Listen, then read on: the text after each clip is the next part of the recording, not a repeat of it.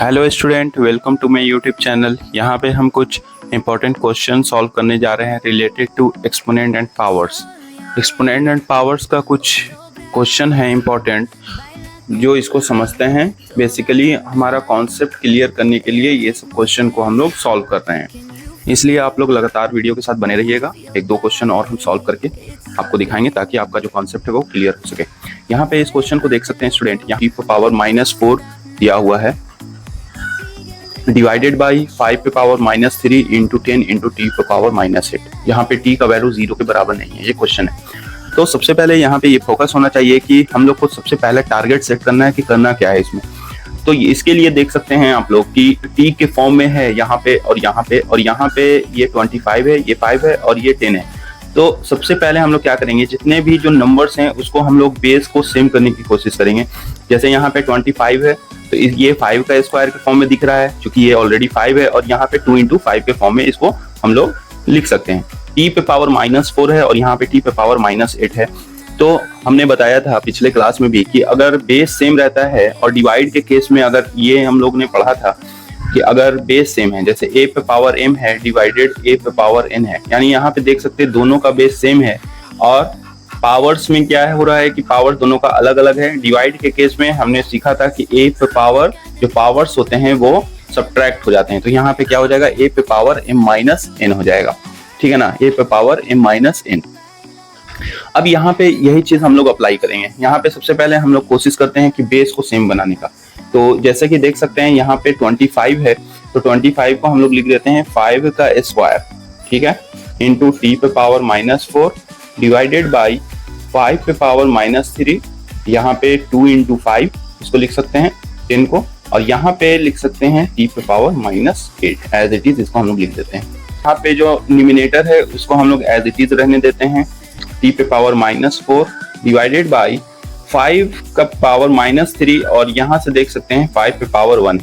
तो मल्टीप्लाई के केस में क्या हो जाएगा, पावर ऐड हो जाएगा, तो 5 पे पावर -3 प्लस 1 क्या हो जाएगा, -2 हो जाएगा, ठीक है। यहाँ पे क्या बच गया, 2 बच गया, और यहाँ पे t पे पावर -8। अब इस केस में अगला नेक्स्ट जो स्टेप देख सकते हैं, यहाँ पे दोनों का बेस सेम हो चुका है। तो दोनों का जब बेस सेम है तो डिवाइड के केस में क्या होता है, पावर सब्ट्रैक्ट हो जाते हैं। तो यहाँ पे 2 -2 हो जाएगा, सब्ट्रैक्ट हो गया, इनटू यहाँ पे देख सकते हैं t पे पावर -4 है, और यहाँ पे हम लोग जब ऊपर ले जाएंगे तो ये क्या हो जाएगा, सब्ट्रैक्ट हो जाएगा -8, ठीक है। और यहाँ पे डिनोमिनेटर में सिर्फ 2 बच गया, इसको लिख देते हैं। 5 पे पावर यहाँ पे देख सकते हैं स्टूडेंट, 5 पे पावर क्या हो जाएगा, 2 + 2 4 हो जाएगा, इनटू t पे पावर क्या हो जाएगा, -4 यहाँ पे, और माइनस प्लस, तो +8 हो जाएगा। 8 - 4 मीन्स दैट यहाँ पे हो जाएगा +4 डिवाइडेड बाई 2। अब यहाँ पे देख सकते हैं हमने बताया था एक और एक्सपोनेंट एंड पावर्स के केस में कि अगर बेस अलग अलग हो, जैसे यहाँ पे a पे पावर m है और b पे पावर m है, यानी यहाँ पे बेस दोनों का अलग अलग हो रहा है लेकिन पावर सेम है, तो इसको हम लोग लिख सकते हैं ab पर पावर m। तो यहाँ पर भी हम लोग देख सकते हैं, यहाँ पे हम लोग क्या लिख सकते हैं इसको, 5 इंटू t पर पावर 4 डिवाइडेड बाई 2। तो यही हमारा आंसर हो जाएगा, ठीक है। नेक्स्ट क्वेश्चन देखते हैं इसी तरह से। यहाँ पे 2 और क्वेश्चन हम लोग यहाँ पे डिस्कस करने वाले हैं, इसको बहुत अच्छे से समझिएगा, काफी इंपॉर्टेंट क्वेश्चन है फॉर क्लास 8 एंड 9। तो यहाँ पे देख सकते हैं स्टूडेंट, जो सेकंड नंबर क्वेश्चन है, यहाँ पे आप लोग को क्या करना है, सबसे पहले ध्यान देना है कि यहाँ पे जो बेस है, यहाँ पे बेस सेम है, तो पावर क्या हो जाएगा, इसका सब्ट्रैक्ट हो जाएगा। ये आसान क्वेश्चन है, इसको सॉल्व करते हैं। तो यहाँ पे क्या हो जाएगा, x to power a - b, ठीक है, और इस पे ऑलरेडी पावर यहाँ पे a + b आ जाएगा। यहाँ पे भी सेम हम लोग वही चीज करेंगे, x पे पावर b - c, और इस पे पावर है b + c, मल्टीप्लाई x पर power c - a to power c + a, ठीक है। अब यहाँ पे देख सकते हैं जो पावर है दोनों का, वो हमने बताया था कि फॉर्मूला होता है x पे पावर m पर power n is equal to x पे पावर m इंटू n। ये मैंने फॉर्मूला बताया था, ये फॉर्मूला एक्सपोनेंट एंड पावर्स का ये फॉर्मूला है, इसको मैंने डिस्कस किया था, ठीक है। तो यहाँ पे देख सकते हैं जो मेरा जो टारगेट है यहाँ पे क्या है, x पे पावर ये पूरा टर्म a और ये पूरा टर्म अगर हम लोग m और इसको n मान लेते हैं, x पे पावर क्या हो जाएगा m इंटू n। तो यहाँ पे हो जाएगा x पर power a minus b into a plus b. ठीक है। ठीक उसी तरह से यहाँ पर भी लिख देते हैं x पर power b minus c into b plus c multiply x पे power c minus a into c plus a. यहाँ पे a minus b into a plus b जो फॉर्मूला बन गया a square minus b square का ये formula यहाँ पे बन गया है। तो इसको हम लोग लिख देते हैं x पे पावर ए स्क्वायर माइनस बी स्क्वायर। ठीक है। मल्टीप्लाई x पे पावर यहाँ पे भी फॉर्मूला बन गया है B square minus c square और यहाँ पे फॉर्मूला बन गया है सी स्क्वायर माइनस ए स्क्वायर का। अब यहाँ पे तीनों टर्म्स में देख सकते हैं स्टूडेंट कि तीनों टर्म्स का बेस सेम है। तो बेस जब सेम रहेगा तो पावर क्या हो जाएगा मल्टीप्लाई के केस में ऐड हो जाएगा। तो यहाँ पे हम लोग क्या करेंगे, इसको ऐड कर देंगे a square minus b square plus b square minus c square plus c square minus a square. यहाँ पे कैंसिल हो रहा है minus a square plus a square minus b square plus b square minus c square plus c square means that x पर power 0 बच गया यहाँ पे जो कि 1 के बराबर होता है। तो ये क्वेश्चन आता है कहीं कहीं पे प्रूफ करने के लिए भी देता है कि इसका वैल्यू प्रूफ करिए 1 के बराबर हुआ, या कहीं पे वैल्यू भी फाइंड करने के लिए आता है। तो इस तरह से हम लोग इसको सॉल्व करेंगे। तो उसी तरह से सेकंड क्वेश्चन पे हम लोग ध्यान देते हैं। क्वेश्चन नंबर 3 ये भी काफी इंपॉर्टेंट क्वेश्चन है। तो चलिए नेक्स्ट क्वेश्चन को हम लोग डिस्कस करते हैं। 3 पे power x is equal to 9 पे power y is equal to 27 पे पावर z और यहाँ पे दिया हुआ 1/2x plus 1/4y plus 1/6z is equal to 24/7। तो हम लोग को x का वैल्यू फाइंड करना है, यानी कि जो y के फॉर्म में है, y और z के फॉर्म में है, इसको सबको हम लोग को ट्रांसफर करना होगा x के फॉर्म में, तभी ये सॉल्व हो पाएगा। तो यहाँ पे सबसे पहले चलिए इसको हम लोग सॉल्व करते हैं। यहाँ पे देख सकते हैं इसको हम लोग लिख सकते हैं 3 पे power x is equal to ये क्या है 3 का स्क्वायर है और अगेन उस पर y और यहाँ पे देख सकते हैं 3 का क्यूब इज इक्वल टू यहाँ पे पावर z हो जाएगा। ठीक है। अब यहां से देख सकते हैं सब आपस में बराबर है, इसको हम लोग अगेन लिख सकते हैं 3 पे power x is equal to 3 का स्क्वायर 3 पे पावर यहाँ पे क्या लिख देंगे, इसको लिख सकते हैं 3 पे power 2y is equal to 3 पे पावर 3z। अब क्या करेंगे कि कोई भी दो टर्म को हम लोग कंपेयर करवाएंगे, ठीक है ना। जैसे यहाँ पे हम लोग कंपेयर करवाते हैं 3 पे power x is equal to 3 पे पावर 2y।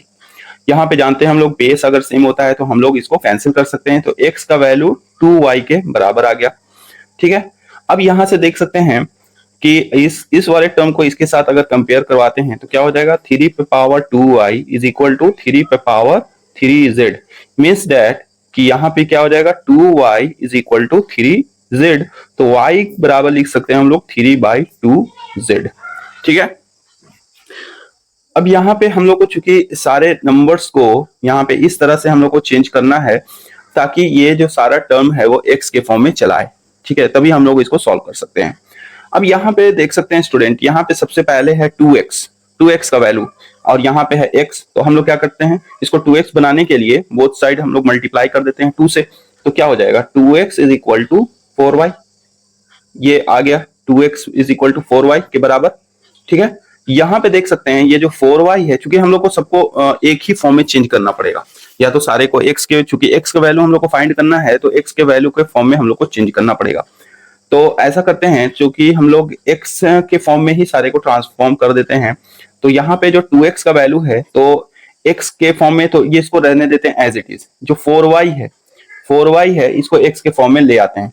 तो 4y बराबर यहाँ पे देख सकते हैं 4y बराबर 2x हो जाएगा यहाँ पर भी। अब यहाँ पे बचा 6z। अब 6z को हम लोग को चेंज करना है x के फॉर्म में। तो यहाँ पे क्या करेंगे, इसको हम लोग इसको जैसे कि 6z है तो देख सकते हैं कि 3z बराबर 2y है, तो अगर मल्टीप्लाई करते हैं तो ये 6z बराबर 4y हो जाएगा और 4y बराबर 2x है यहाँ पे। तो इसको हम लोग चेंज कर देते हैं, तो बोथ साइड अगर 2 से मल्टीप्लाई करते हैं तो यहाँ पे हो जाएगा 4y is equal to 6z। ठीक है।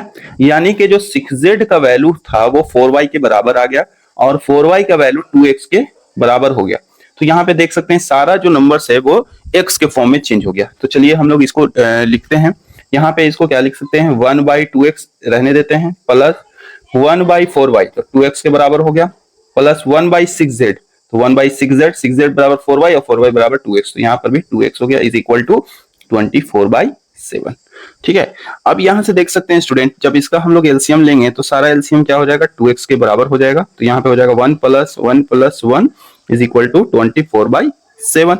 तो यहाँ से जो वैल्यू आया 3/2x इज इक्वल टू 24/7। ठीक है, अब यहाँ पे हम लोग क्या करेंगे, इसको हम लोग x का वैल्यू फाइंड करना है तो क्रॉस मल्टीप्लाई करेंगे, 3 × 7 हो जाएगा यहाँ पे और इज इक्वल टू हो जाएगा 2x × 24।